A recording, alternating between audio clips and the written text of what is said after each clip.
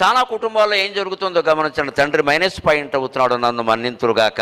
మగాళ్ళు చాలా జాగ్రత్త పడాల్సిన విషయం. తండ్రి తగ్గిపోతున్నాడు. తండ్రి మళ్ళీ కాస్త స్వరం పెంచాలి. అప్పుడే కుటుంబాలు బాగుంటాయి. కనీసం చప్పట్లు కొట్టే ధైర్యం ఉంది తండ్రులందరికీ, సంతోషం. పిల్లలకి తల్లి చెప్పలేని విషయాలు కూడా తండ్రి చెప్పాలి ఖచ్చితంగా. తండ్రి పాత్ర అంటే అంతే, కొంచెం కఠినంగానే ఉంటుంది అది. తల్లి ప్రేమకు సంకేతం, తండ్రి బాధ్యతకు సంకేతం.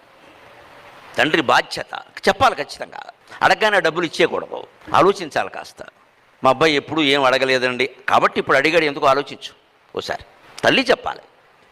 తల్లి చెప్పలేకపోవచ్చు ప్రేమ కారణంగా, తండ్రి చెప్పాలి. తల్లి ఏం చేయక్కల, తండ్రిని సమర్థిస్తే చాలు, ఇంకేం అక్కల. నాన్నగారు చెప్పారు కదా, మళ్ళీ నన్ను ఎందుకు అడుగుతున్నావు అంతే. అంతేగాని ఆయన కాదన్నారు కదా ఈవిడ దాచుకుని డబ్బులు వాడికి ఇచ్చేస్తే మొత్తం అయిపోయినట్టే లెక్క.